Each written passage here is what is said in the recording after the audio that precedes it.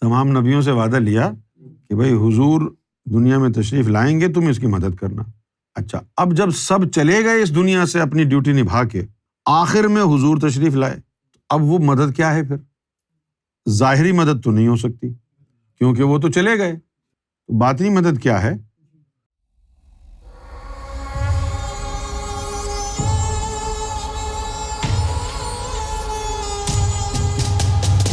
میں نے ایک سوال کیا تھا کہ قرآن میں سورہ آل عمران آیت نمبر 81 میں ایک رسول کے آنے کا ذکر ہے، جس میں اللہ نے تمام نبیوں کو اس پر ایمان لانے کو کہا۔ رسول اللہ کو بھی کہہ رہے ہیں تو تم بھی اس پر ایمان لاؤ اور میرے وعدے پر گواہ بنو، میں بھی گواہ رہوں گا۔ یہ اللہ تعالیٰ نے یعنی ماضی البعید میں جو انبیاء اکرام سے ایک وعدہ لیا تھا، اس کے بارے میں یہاں پر ذکر ہے کہ تمام نبیوں کو اکٹھا کر کے حضور کی مدد کرنے کا وعدہ لیا، یہ اس کے بارے میں ہے۔ لیکن اگر آپ سوچیں کہ تمام نبیوں نے حضور کی مدد کرنی ہے اور جس کی مدد کرنی ہے وہ سارے نبیوں کے جانے کے بعد آئے گا۔ تمام نبیوں سے وعدہ لیا کہ بھائی حضور دنیا میں تشریف لائیں گے، تم اس کی مدد کرنا۔ اچھا، اب جب سب چلے گئے اس دنیا سے اپنی ڈیوٹی نبھا کے، آخر میں حضور تشریف لائے، اب وہ مدد کیا ہے؟ پھر ظاہری مدد تو نہیں ہو سکتی کیونکہ وہ تو چلے گئے، باطنی مدد کیا ہے؟ باطنی مدد یہ ہے کہ حضور نبی پاک صلی اللہ علیہ وآلہ وسلم کی جو امت ہے، اس امت کو افضل ترین امت بنانے کی غرض سے ہر مرسل کو جو اللہ نے تعلیم دی اور فیض دیا، وہ ہر مرسل اپنی تعلیم اور فیض حضور صلی اللہ علیہ وسلم کے وسیلے سے حضور کی امت کو پہنچائے۔ اچھا، اب وہ کیسے پہنچائے؟ جیسے کہ ذکر قلب ہے، یہ حضور کی تعلیم نہیں ہے، یہ تعلیم آدم صفی اللہ کے اوپر نازل ہوئی تھی۔ روح کی تعلیم ابراہیم علیہ السلام پر نازل ہوئی تھی۔ سری کی تعلیم موسیٰ، خفی کی تعلیم عیسیٰ، حضور کی تعلیم اخفا ہے، لطیفہ اخفا، یہ حضور صلی اللہ علیہ وسلم کو باطنی تعلیم عطا ہوئی۔ تو اب ہر شخص نے ابتدا جو کرنی ہے وہ ابتدائی نبوت سے کرنی ہے۔ سب سے پہلے اسے آدم صفی اللہ کی باطنی تعلیم کے ذریعے قلب جاری کرنا پڑے گا۔ جب تک وہ قلب کو سنوار رہا ہے اس وقت تک امتی حضور کا تو ہے، لیکن اس کا کہلائے گا مشرب آدمی۔ پھر اس کے بعد جب وہ اپنی روح کو بیدار کرنے چاہے گا تو پھر ابراہیم علیہ الصلوۃ والسلام کی جو نبوت کا فیض ہے وہ اویلیبل ہوگا حضور کی وساطت سے۔ اس وقت پھر وہ مشرب ابراہیمی میں چلا جائے گا۔ اس کے بعد لطیفہ سری کی تعلیم موسیٰ کی ہے، پھر اس کے بعد خفی کی تعلیم عیسیٰ علیہ السلام کی ہے، آخر میں جا کے حضور کی تعلیم آئے گی۔ اس وقت پھر آپ کامل امتی بنیں گے۔ اس سے پہلے آپ امتی حضور کے ہیں اور مشرب آدم کا ہے، دو نبیوں سے آپ کا تعلق جڑا ہوا ہے۔ پھر اگر لطیفہ روح بھی آپ کا بیدار ہو گیا، امتی حضور کے ہیں لیکن دو نبیوں سے بھی تعلق جڑا ہے، تبھی تو حضور صلی اللہ علیہ وسلم کی امت کو اللہ نے فرمایا تمام نبیوں پر ایمان لاؤ۔ کیوں ایمان لاؤ؟ کہ ان سے فیض بھی تو لینا ہے تمہیں۔ اب وہ زبانی کلامی رہ گئی بات کہ بھئی ہاں ہم ایمان لے آئے، زبان سے کہہ دیا ہاں جی ہم مانتے ہیں، ایمان لیا۔ ایسے تھوڑی ہوتا ہے ایمان لانا۔ تو یہ جو وعدہ میثاق نبیوں کا ہے، یہ اللہ تعالیٰ نے تمام نبیوں سے وعدہ لیا کہ میرا حبیب آخر میں آئے گا تو تم سب مل کے ان کی مدد کرو، اور وہ مدد کی انہوں نے۔ اچھا، اب ایک نقطہ یہاں پر آپ ذرا توجہ سے سنیں۔ وہ نقطہ کیا ہے؟ جب تک آپ قرآن مجید کا گائیڈڈ مطالعہ نہ کریں تو آپ کو قرآن سمجھ میں نہیں آئے گا۔ ایک تو رسول ہوتا ہے جو اللہ کی طرف سے مرتبہ ہے رسالت کا، اس کے علاوہ پیغام لانے والے کو بھی قرآن میں رسول کہا گیا ہے۔ اب وہ پیغام لانے والا شیطان ہی کیوں نہ ہو۔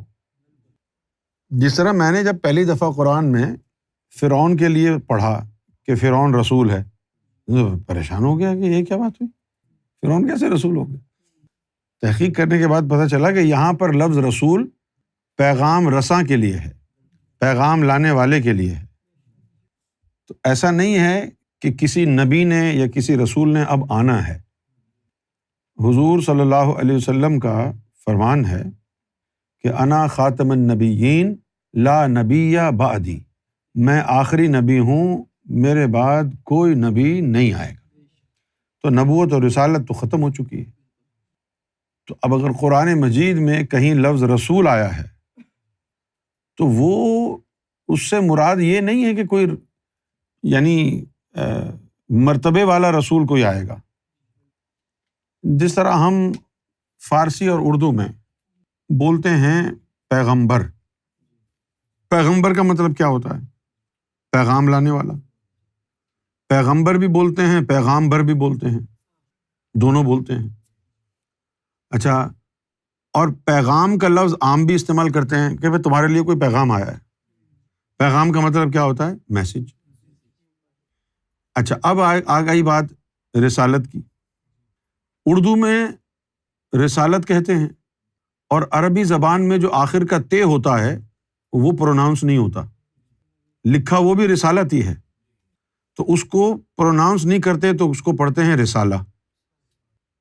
اب ہمارے پاکستان میں جو چھوٹے چھوٹے میگزین نکلتے ہیں ان کو بھی بولتے ہیں رسالہ، کیونکہ اس کے اندر میسج ہوتا ہے۔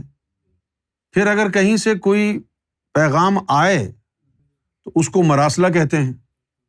تو آپ ان اردو کے اور عربی کے لفظوں کو بڑی احتیاط کے ساتھ آپ نے سمجھنا ہے اور بولنا بھی ہے۔ ایک ایک لفظ کے کئی کئی مصادر ہوتے ہیں، ایک ایک لفظ کے کئی کئی مقامات ہوتے ہیں جہاں مختلف معنوں میں وہ استعمال ہوتا ہے۔ انگریزی میں ایک تو ہوتی ہے ڈکشنری اور ایک ہوتی ہے تھسورس۔ اب جو تھسورس ہوتی ہے، تھسورس وہ ہوتی ہے کہ جس میں ایک لفظ کے مختلف رشتہ دار تھوڑے بہت فرق کے ساتھ with different shades of meaning وہ ہوتے ہیں لکھے ہوئے۔ اب وہ مدد کیسے کرتے ہیں آپ کہ ان 50-60 ایک جیسے لفظوں میں آپ کو جو لفظ استعمال کرنا ہے، جس معنوں میں استعمال کرنا ہے وہ ڈھونڈ لیں۔ اسی طرح ہر زبان میں ہے، عربی زبان میں بھی ہے۔ تو پیغام لانے والے کو جس طرح اب یاہو کا، جس میں ہم چیٹنگ وغیرہ کرتے تھے، اس کو میسنجر کہتے تھے، اگر اس کو ترجمہ کریں عربی میں تو کیا ہو گیا؟ رسول یاہو۔ تو ان چیزوں کو مد نظر رکھا جائے گا۔ قرآن مجید خاص طور پر جو زبان ہے نا عربی، وہ بڑی جو ہے خطرناک زبان ہے۔ یعنی ایک ہی لفظ سے، ایک چھوٹے سے چیز سے پورے کے پورے معنی بدل جاتے ہیں۔ جیسے کہ ایک لفظ قرآن میں استعمال ہوا ہے مخلص، اور ایک استعمال ہوا ہے مخلص۔ پڑھنے والے کو ذہن میں آئے گا بھی نہیں کہ یہ ڈفرینٹ ہے۔ مخلص کا مطلب وہ ہے جس نے اپنے آپ کو پاک کیا، مخلص وہ ہے جس کو اللہ نے پاک کیا۔ وَإِذْ آخَذْنَا مِن نَّبِيِّينَ مِيثَاقَهُمْ، اور ہم نے جب نبیوں سے وعدہ لیا، وَمِن کا، اور آپ سے وعدہ لیا، وَمِن نوح، اور جب نوح سے وعدہ لیا، وَإِبْرَاهِيمَ وَمُوسَىٰ وَعِیسیٰ ابن مریم۔ دیکھو یہ اللہ کی زبان دیکھو کہ نوح کے ساتھ نہیں لگایا وہ کس کا بیٹا ہے، ابراہیم کے باپ کا نہیں پتا، موسیٰ کا بھی نہیں، عیسیٰ کے ساتھ لگایا، عیسیٰ ابن مریم، کہ ان کے ساتھ تو لگانا ہے ورنہ لوگ کہیں تو خدا نہ سمجھ بیٹھے۔ اب اگر آدمی یہ سوچے کہ اچھا عیسیٰ ابن مریم یہ تو مریم کا بیٹا ہے، نوح کس کا بیٹا تھا، اس کا نام کیوں نہیں لکھا؟ ابراہیم کس کا بیٹا ہے، اس کا بھی نام نہیں لکھا۔ موسیٰ کس کی اولاد ہے، اس کا بھی نام نہیں۔ وَمِن نوح وَإِبْرَاهِيمَ وَمُوسَىٰ وَعِیسیٰ ابن مریم۔ یہاں جو ہے اللہ تعالیٰ یاد کرا رہا ہے حضور کو۔ یہ باتیں تو میں نے اپنی گفتگو میں کئی دفعہ کہی ہیں کہ یوم ازل میں جب روحوں وغیرہ سے اقرار کر لیا تو اس کے بعد جو ہے اللہ تعالیٰ نے پھر جو ہے امتوں کی تشکیل کی، ٹھیک ہے نا، یہ روحیں ادھر، یہ روحیں ادھر، یہ ادھر، یہ ادھر، یہ ادھر، اور پھر وہیں جب روحیں الگ الگ کر دیں تو پھر ان کو اسم بھی وہیں الاٹ ہو گئے. یہ موسیٰ کی امت ہے، چلو اس کو یا رحمان دیں گے. یہ اس کی امت ہے داؤد علیہ السلام کی، اس کو یا ودود دیں گے. یہ عیسیٰ علیہ السلام کی امت ہے، اس کو یا قدوس دیں گے، ہے نا بھائی. یہ موسیٰ کی امت ہے، اس کو یا رحمان ہوگا. یہ سب وہیں ہو گیا. اس کے بعد پھر اللہ تعالیٰ نے تمام نبیوں کو بٹھا کے ان سے وعدہ بھی لیا ایک دوسرے کی مدد کرنا. جس طرح ٹیم ہوتا ہے نا، جیسے آپ گراؤنڈ میں کرکٹ میچ کھیلنے کے لیے ہم جا رہے ہیں، اب ہماری فیلڈنگ ہے، ہم سب دو گول دائرہ بنا کے کھڑے ہو گئے. ہاں بھائی تو نے یہ کرنا، یاد رکھنا، تو نے یہ کرنا، تو نے یہ کرنا، یوں ہاتھ ڈال کے کھڑے ہوتے ہیں نا. اسی طرح اللہ نے بھی اپنی پوری ٹیم کو رکھا سامنے کہ بھائی دیکھو یہ کرنا ہے، تم نے زمین پہ جانا ہے، تم نے ایسا کرنا ہے، تم نے یہ کرنا ہے، ایک دوسرے کی مدد کرنا. یہ سب کچھ ہوا. وہاں تو سارے اکٹھے تھے نا، وہاں یہ عہد و پیما ہوئے.